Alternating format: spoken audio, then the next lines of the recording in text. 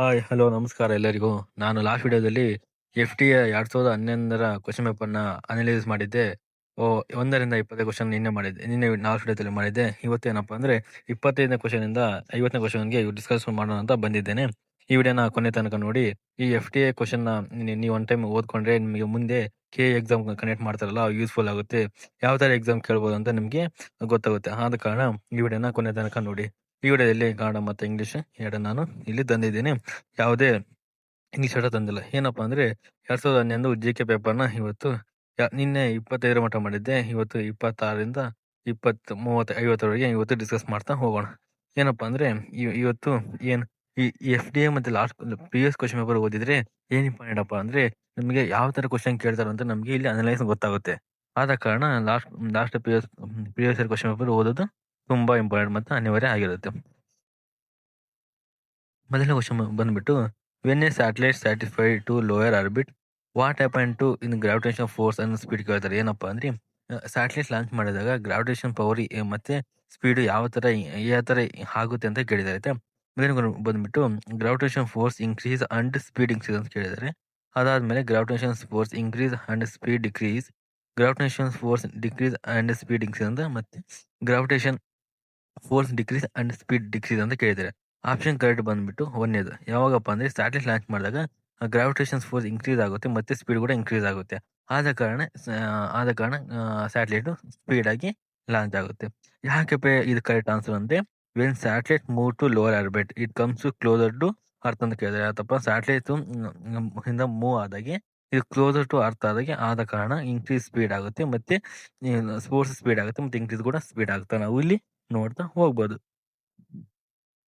ಅದಾದ್ಮೇಲೆ ಇದಕ್ಕೆ ಫಾರ್ಮುಲಾ ಇದೆ ಗ್ರಾವಿಟೇಷನ್ ಫೋರ್ಸ್ ಇಂದ ಆಲ್ಫಾ ಆಲ್ಫಾ 1/r² ಅಂತ ಕೂಡ ಇಲ್ಲಿ ಏನಪ್ಪಾ ಅಂದ್ರೆ ಫಾರ್ಮುಲಾ ಕೂಡ ಇದೆ. ನಿಮ್ಗೆ ಏನಷ್ಟು ಇಂಪಾರ್ಟೆಂಟ್ ಆಗೋದಿಲ್ಲ ಯಾವುದೇ ಎಕ್ಸಾಮ್ಗೆ. ಯಾವ ತರ ಎಫೆಕ್ಟ್ ಆಗೋದು ಅಂತ ಆನ್ಸರ್ ಗೊತ್ತಿದ್ರೆ ಸಾಕು, ಓಕೆನಾ. ಅದಾದ್ಮೇಲೆ ಇದು it is both gravitation force and speed increase ಆಗುತ್ತೆ. ಅದ ನಿಮಗೆ ಗೊತ್ತಿರೋ ಪ್ರಕಾರ ಗ್ರಾವಿಟೇಷನ್ ಫೋರ್ಸ್ ಮತ್ತು ಸ್ಪೀಡ್ ಕೂಡ ಟೋಟಲ್ ಆಗಿ ಇನ್ಕ್ರೀಸ್ ಆಗ್ತಾ ಹೋಗುತ್ತೆ. ಆದ ಕಾರಣ ಸ್ಯಾಟಲೈಟ್ ಲಾಂಚ್ ಮಾಡಲು ಸಾಧ್ಯವಾಗುತ್ತದೆ. ರಿಮೈನಿಂಗ್ ಮೂರ್ ಆನ್ಸರ್ ಇದಕ್ಕೆ ರಾಂಗ್ ಇದೆ ಅಂತ ನೋಡೋದಾದ್ರೆ B the gravitation increase but speed cannot decrease ಅಂತ ಸ್ಯಾಟಲೈಟ್ ಇಲ್ಲಿ ಫೇಲ್ ಆಗುತ್ತೆ. ನೀವು ಗ್ರಾವಿಟಿ ಫೋರ್ಸ್ ಇನ್ಕ್ರೀಸ್ ಆದಾಗ ಸ್ಪೀಡ್ ಕಮ್ಮಿ ಆದಾಗ ಸ್ಯಾಟಲೈಟ್ ಲಾಂಚ್ ಆಗೋದಿಲ್ಲ, ಹಾಗೆ ಕೆಳಗೆ ಬೀಳುತ್ತೆ. ಎರಡನೇದು ಬಂದ್ಬಿಟ್ಟು ಗ್ರಾವಿಟಿ ನೆವರ್ ಡಿಕ್ರೀಸ್ ಆಯ್ತಾ. ಗ್ರಾವಿಟಿ ಯಾವತ್ತು ನೀವು ಡಿಕ್ರೀಸ್ ಆಗೋದು, ಯಾವತ್ತು ಗ್ರಾವಿಟಿ ಜಾಸ್ತಿ ಇರುತ್ತೆ ಅರ್ಥ ಮೇಲೆ ಅಷ್ಟೇ, ಓಕೆನಾ. ಅದಾದ್ಮೇಲೆ D the board decreasing scientifically impossible ಆಯ್ತಾ. ಸೈಂಟಿಫಿಕಲಿ ಯಾವ್ದು ಕಾರಣ ಗ್ರಾವಿಟಿನ ಫೋರ್ಸ್ ಮತ್ತೆ ಸ್ಪೀಡ್ ಯಾವತ್ತು ಕಡಿಮೆ ಆಗೋದಿಲ್ಲ ಅಂತ ನಾವು ನೋಡಬಹುದು. ಅದಾದ್ಮೇಲೆ ಇಲ್ಲಿ ಕನ್ನಡ ಕ್ವಶನ್ ತಂದಿದ್ದೇನೆ. ಕನ್ನಡದಲ್ಲಿ ಏನಂತ ಕ್ವಶನ್ ಇರುತ್ತಪ್ಪ ಅಂದ್ರೆ ಒಂದು ಉಪಗ್ರಹವನ್ನು ಕಡಿಮೆ ನಕ್ಷೆ ತರಲಾದರೆ ಏನು ಆಗುತ್ತದೆ ಅಂತ ನಾವು ಇಲ್ಲಿ ನೋಡ್ತಾ ಹೋಗ್ಬೋದು. ಮೊದಲನೇ ಕ್ವಶನ್ ಬಂದ್ಬಿಟ್ಟು ಆಕರ್ಷಣ ಬಲ ಹೆಚ್ಚಾಗುತ್ತೆ ಮತ್ತು ವೇಗ ಹೆಚ್ಚಾಗುತ್ತದೆ ಅಂತ ಕೊಟ್ಟಿದ್ದಾರೆ. ಇದು ಕರೆಕ್ಟ್ ಆಗುತ್ತೆ. ಆಕರ್ಷಣ ಬಲ ಹೆಚ್ಚಾದಾಗ ಕೂಡ ಸ್ಪೀಡ್ ಕೂಡ ಜಾಸ್ತಿ ಆಗುತ್ತೆ ಇಲ್ಲಿ ನೋಡಬಹುದು. ಮೊದಲನೇ ಕ್ವಶನ್ ಡಿಸ್ಕಸ್ ಮಾಡಿದ್ವಲ್ಲ ಅದೇ ತರ ಇದು ನಾನು ಕನ್ನಡ ಮತ್ತು ಇಂಗ್ಲಿಷ್ ಎರಡು ಕಡೆಯಿಂದ ತಂದಿದ್ದೆ. ಅದಾದ ಕೆಳಗೆ ಏನಪ್ಪಾ ಅಂದ್ರೆ ಬಿ ಆಕರ್ಷಣ ಬಲ ಹೆಚ್ಚಾಗುತ್ತದೆ ಆದರೆ ವೇಗವು ಕಡಿಮೆ ಆಗುತ್ತದೆ ಅಂತ ಕೊಟ್ಟಿದ್ದಾರೆ. ಅದಾದ್ಮೇಲೆ ಆಕರ್ಷಣ ಬಲ ಕಡಿಮೆ ಆಗುತ್ತದೆ ಮತ್ತು ವೇಗವು ಹೆಚ್ಚಾಗುತ್ತದೆ ಅಂತ 3 ಆಪ್ಷನ್ ಕೊಟ್ಟಿದ್ದಾರೆ. ಡಿ ಬಂದ್ಬಿಟ್ಟು ಆಕರ್ಷಣ ಬಲ ಕಡಿಮೆ ಆಗುತ್ತದೆ ಮತ್ತು ವೇಗವು ಕಡಿಮೆ ಆಗುತ್ತೆ ಕೊಟ್ಟಿದ್ದಾರೆ. ನಾನು ಮೊದಲನೇ ಕ್ವಶನ್ ಡಿಸ್ಕಸ್ ಮಾಡಿದ್ದೀನಿ, ಅದನ್ನ ಇಲ್ಲಿ ಕನ್ನಡ ತಂದಿದ್ದೀನಿ, ಮತ್ತೆ ಎಕ್ಸ್ಪ್ಲೇನ್ ಮಾಡೋ ಅವಶ್ಯಕತೆ ಇರೋದಿಲ್ಲ. ಹಾಗಾಗಿ ವಿಡಿಯೋ ಪಾಸ್ ಮಾಡಿ ನೀವು ಯಾವ ಕನ್ನಡದಲ್ಲಿ ಎಕ್ಸಾಮ್ ಮಾಡ್ತೀರಾ ನೀವು ಒಂದು ಟೈಮ್ ಕರೆಕ್ಟಾಗಿ ವಿಡಿಯೋ ಪಾಸ್ ಮಾಡಿ ನೋಡ್ಕೊಳ್ಳಿ, ಓಕೆನಾ. ಏನಪ್ಪಾ ಅಂದ್ರೆ ಆಕರ್ಷಣ ಬಲವು ಮತ್ತೆ ವೇಗವು ಹೆಚ್ಚಾಗುತ್ತದೆ. ಯಾವುದೇ ಸ್ಯಾಟಲೈಟ್ನ ಲಾಂಚ್ ಮಾಡಿದಾಗ ಈಗ ಈ ಇಸ್ರೋದವರು ಪ್ರತಿ ತಿಂಗಳು ನಮಗೆ ಒಂದು ಸ್ಯಾಟಲೈಟ್ ಲಾಂಚ್ ಮಾಡ್ತಾರೆ. ಓಕೆ, ನಿಮಗೆ ಕಮ್ಯುನಿಕೇಶನ್ ಸ್ಯಾಟಲೈಟ್ ಲಾಂಚ್ ಮಾಡ್ತಾರೆ. ನಿನ್ನೆ ಹಿಂದೂ ಪೇಪರ್ ಒಳಗೆ ಬಂದಿತ್ತು ಆಯ್ತಾ. ಮೊನ್ನೆ ಸ್ಯಾಟಲೈಟ್ ಲಾಂಚ್ ಕಮ್ಯುನಿಕೇಶನ್ ಸ್ಯಾಟಲೈಟ್ನು ಲಾಂಚ್ ಮಾಡಿದ್ದಾರೆ, ಓಕೆನಾ. ಎಲ್ಲಪ್ಪ ಸ್ಯಾಟಲೈಟ್ ಲಾಂಚ್ ಮಾಡೋದು ಅಂದ್ರೆ ಆಂಧ್ರ ಪ್ರದೇಶದಲ್ಲಿ ಶ್ರೀಹರಿಕೋಟದಲ್ಲಿ ಲಾಂಚ್ ಮಾಡ್ತಾರೆ. ಯಾಕೆ ಶ್ರೀಹರಿಕೋಟ ಚೂಸ್ ಮಾಡಿದ್ದಾರೆ ನಿಮಗೇನು ಗೊತ್ತಿದ್ರೆ ಕಮೆಂಟ್ ಮಾಡಿ. ಯಾಕೆ ಬೇರೆ ಕಡೆ ಚೂಸ್ ಮಾಡ್ಬೋದು ಅಂತ, ಯಾಕೆ ಶ್ರೀಹರಿಕೋಟದಲ್ಲೇ ಚೂಸ್ ಮಾಡಿದ್ದಾರೆ ಅಂತ ನಿಮಗೇನು ಗೊತ್ತಿದ್ರೆ ಅದು ಸೈಂಟಿಫಿಕ್ ರೀಸನ್ ಕೂಡ ಇದೆ. ಹಾಗೆ ಶ್ರೀಹರಿಕೋಟನೇ ರೀಸನ್ ಮಾಡಿ ಅಲ್ಲಿದ್ದ ಸ್ಯಾಟಲೈಟ್ ಲಾಂಚ್ ಮಾಡ್ತಾರೆ ಅಂತ ನಿಮಗೆ ಕೂಡ ಗೊತ್ತಿದ್ರೆ ಕಮೆಂಟ್ ಮಾಡಿ ಯಾಕೆ ಅಲ್ಲಿದ್ದ ಲಾಂಚ್ ಮಾಡ್ತಾರೆ ಅಂತ, ಓಕೆನಾ. ಇನ್ನೊಂದು ಅದಾದಮೇಲೆ ಪ್ರತಿ ತಿಂಗಳು ಒಂದು ಸ್ಯಾಟಲೈಟ್ ಕಮಿಷನ್ ಲಾಂಚ್ ಮಾಡ್ತಾರೆ.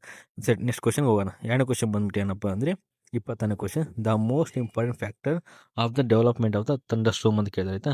ದ ಮೋಸ್ಟ್ ಇಂಪಾರ್ಟೆಂಟ್ ಫ್ಯಾಕ್ಟರ್ ಏನು ಅಂತ ಥಂಡರ್ ಸ್ಟೋಮ್ ಅಂದರೆ ಗುಡುಗು ಸಿಡ್ಲು ಬರುತ್ತಲ್ಲ ಅದನ್ನು ಥಂಡರ್ ಸ್ಟೋಮ್ ಅಂತಾರೆ. ಹಾಗಾಗಿ ಮೋಸ್ಟ್ ಇಂಪಾರ್ಟೆಂಟ್ ಫ್ಯಾಕ್ಟರ್ ಏನಾಗುತ್ತಪ್ಪ ಅಂತ ನೋಡಿದ್ರೆ ಮೊದಲನೇ ಆಪ್ಷನ್ ಬಂದುಬಿಟ್ಟು ಅಟ್ಮಾಸ್ಫಿರಿಕ್ ಸ್ಟೆಬಿಲಿಟಿ, ಎರಡನೇ ಆಪ್ಷನ್ ಬಂದುಬಿಟ್ಟು ಟೆಂಪ್ರೇಚರ್ ಇನ್ವೇಷನ್ ಆಗುತ್ತೆ. ಆಮೇಲೆ ಮೂರನೇ ಆಪ್ಷನ್ ಬಂದ್ಬಿಟ್ಟು avoidance of moisturiser in lower layer, and marshal atmospheric instability ಅಂತ ಕೊಟ್ಟಿದ್ದಾರೆ. ಟೋಟಲ್ ಆಗಿ 4 ಆಪ್ಷನ್ ಕೊಟ್ಟಿದೆ. ಆನ್ಸರ್ ಬಂದ್ಬಿಟ್ಟು ಯಾವ್ದಪ್ಪ ಅಂದ್ರೆ ಕರೆಕ್ಟ್ ಆನ್ಸರ್ ಬಂದ್ಬಿಟ್ಟು ಡಿ, ಅಟ್ಮಾಸ್ಫಿಯರ್ ಇನ್ಸ್ಟೆಬಿಲಿಟಿ ಆಗುತ್ತೆ. ಓಕೆನಾ, ಏನಪ್ಪಾ ಅಂದ್ರೆ ಆನ್ಸರ್ ಬಂದ್ಬಿಟ್ಟು ಅಟ್ಮಾಸ್ಫಿಯರ್ ಇನ್ಸ್ಟೆಬಿಲಿಟಿ ಆಗುತ್ತೆ.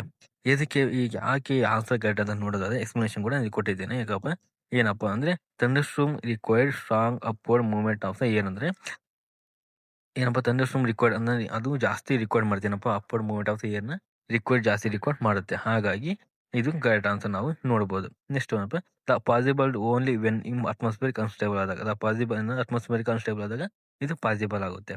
ಅದಾದ್ಮೇಲೆ ನೆಕ್ಸ್ಟ್ ಏನಪ್ಪ ಇದಿಷ್ಟು ನಾನು ಇಲ್ಲಿ ಕರೆಕ್ಟ್ ಎಕ್ಸ್ಪ್ಲೇನ್ ಕೊಟ್ಟಿದ್ದೀನಿ. ನಿಮ್ಗೆ ಏನಾದರೂ ಈ PDF ಲಿಂಕ್ ಬೇಕಂದ್ರೆ ನಾನು ಡಿಸ್ಕ್ರಿಪ್ಷನ್ ಬಾಕ್ಸಲ್ಲಿ ನನ್ನ ಟೆಲಿಗ್ರಾಮ್ ಚಾನಲ್ ಕೊಟ್ಟಿದ್ದೇನೆ. ಅಲ್ಲಿ ಹೋಗಿ ಜಾಯ್ನ್ ಆಗಿ ಈ PDF ಲಿಂಕನ್ನು ಅಪ್ಲೋಡ್ ಮಾಡಿದ್ದೆ. ಹಾಗೆ ಈ ಕ್ವಶನ್ ಪೇಪರ್ ಕೂಡ ನಾನು ಅಲ್ಲಿ ಅಪ್ಲೋಡ್ ಮಾಡಿದ್ದೇನೆ. ಓಕೆನಾ, ಯಾಕೆ ನಾನು ಕ್ವಶನ್ ಪೇಪರ್ ತಂದಿಲ್ಲ ಅಂದರೆ ಕ್ವಶನ್ ಪೇಪರ್ ಜಸ್ಟ್ ಆನ್ಸರ್ ಇರುತ್ತೆ, ಇನ್ನು 3 ಆನ್ಸರ್ ಇದಕ್ಕೆ ನಾವು ರಾಂಗ್ ಅದೇ ಅಂತ ತಿಳ್ಕೊಬೇಕಲ್ವಾ. ಹಾಗಾಗಿ ನಾನು ಕರೆಕ್ಟ್ ಆನ್ಸರ್ ಮತ್ತೆ ಮಿಕ್ಕಿದ 3 ಆನ್ಸರ್ ಎದಕ್ಕೆ ರಾಂಗ್ ಅಂತ ನಾನು ಇಲ್ಲಿ ಹಾಗಾಗಿ ಈ ಥರ ತಂದಿದ್ದೇನೆ. ನಿಮ್ಗೆ ಬರೀ ಕ್ವಶನ್ ಪೇಪರ್ ತಂದುಬಿಟ್ರೆ ನಿಮ್ಗೆ ಆನ್ಸರಿಂದ ಗೊತ್ತಾಗುತ್ತೆ, ಮಿಕ್ಕಿದ ಯಾವುದು ರಾಂಗ್ ಅಂತ ನಿಮ್ಗೆ ಗೊತ್ತಾಗೋದಿಲ್ಲ. ಆದ ಕಾರಣ ನಾನು ಈಗ ಒಂದು ಕ್ವಶನ್ ಯಾಕೆ ರೈಟು, ಯಾಕೆ ಅದು ರೈಟ್ ಆಗೋದು ಎಕ್ಸ್ಪ್ಲನೇಷನು, ಮತ್ತು ಈಗ ಮಿಕ್ಕಿದ ಯಾಕೆ ರಾಂಗ್ ಇದಾವೆ ಅಂತ ನಾನು ಹಾಗಾಗಿ ನಾನು ಈ ಥರ ತಂದಿದ್ದೆ. ನಿಮಗೇನೋ ಏನೋ ಕ್ವಶನ್ ಪೇಪರ್ ಲಿಂಕ್ PDF ಬೇಕಂದರೆ ನನ್ನ ಟೆಲಿಗ್ರಾಮ್ ಚಾನಲ್ ಆಗಿ ಲಾಗಿನ್ ಆಗಿ ಜಾಯ್ನ್ ಆಗಿ ಅಲ್ಲಿ ನಿಮಗೆ ಕೊಟ್ಟಿರುತ್ತೇನೆ. ಇದು ಈ ಥರ ಇದು ಏನಪ್ಪ ಅಂದ್ರೆ 24 ಕ್ವಶನ್ಗೆ ನಾವು ಇಲ್ಲಿ ನೋಡ್ತಾ ಹೋಗ್ಬೋದು. ಓಕೆನಾ, ನೆಕ್ಸ್ಟ್ ಬಂದ್ಬಿಟ್ಟು ಇಲ್ಲಿ ನೆಕ್ಸ್ಟ್ ಕನ್ನಡದಲ್ಲಿ ಪ್ರಶ್ನೆ ಇದೆ. ಓಕೆನಾ, ಕನ್ನಡದ ಪ್ರಶ್ನೆ ನಾವು ನೋಡ್ತಾ ಹೋಗೋಣ. ಯಾವುದಪ್ಪ ಅಂದರೆ ಗುಡುಗು ಮಳೆಯ ನಿರ್ಮಾಣಕ್ಕೆ ಅತ್ಯಂತ ಮುಖ್ಯ ಕಾರಣ ಯಾವುದು ಅಂತ ನಾವು ನೋಡ್ತಾ ಹೋದೆ. ಫಸ್ಟ್ನೇ ಕ್ವಶನ್ ಬಂದ್ಬಿಟ್ಟು ಗುಡುಗು ಮಳೆ ಅಂದರೆ ಥಂಡರ್ಸ್ಟೋರ್ಮ್ ಅಂತ, ಥಂಡರ್ಸ್ಟೋರ್ಮ್ ಅಂದರೆ ಗುಡುಗು ಮಳೆ ಅಂತ ನಾವು ನೋಡ್ತಾ ಹೋಗ್ಬೋದು. ಗುಡುಗು ಮಳೆಯ ನಿರ್ಮಾಣಕ್ಕೆ ಅತ್ಯಂತ ಮುಖ್ಯ ಕಾರಣ ಯಾವುದು ಅಂತ ನೋಡೋದಾದ್ರೆ ವಾತಾವರಣ ಸ್ಥಿರತೆ.